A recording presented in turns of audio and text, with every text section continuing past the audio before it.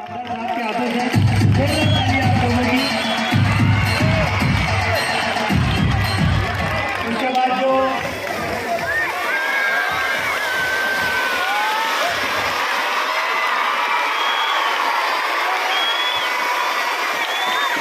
Programme का इफ्तिताह किया गया है, जो हमारा दूसरा इफ्तिताह है मोहतरम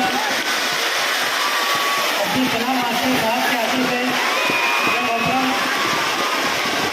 हमारे फैसल भाई को गुजारिश करता हूँ कि वो बाहर के बाहर आ जाए। फैसल भाई पूरा टेबल ऊपर रख रहे फैसल भाई। और मोहतरम अब्दुल सलाम आसिफ साहब, हाजी साहब से गुजारिश करता हूँ कि वो असद सर समय हैंड होगी। असद सर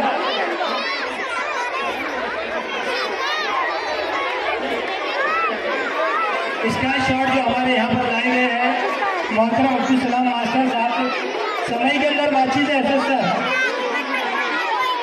समय के अंदर बातचीत है। असद सर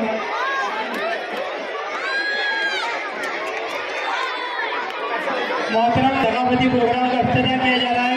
इससे पहले मोहतरम आमदार साहब के हाथों से 100 साल जश्न का इफ्तिताह किया गया था।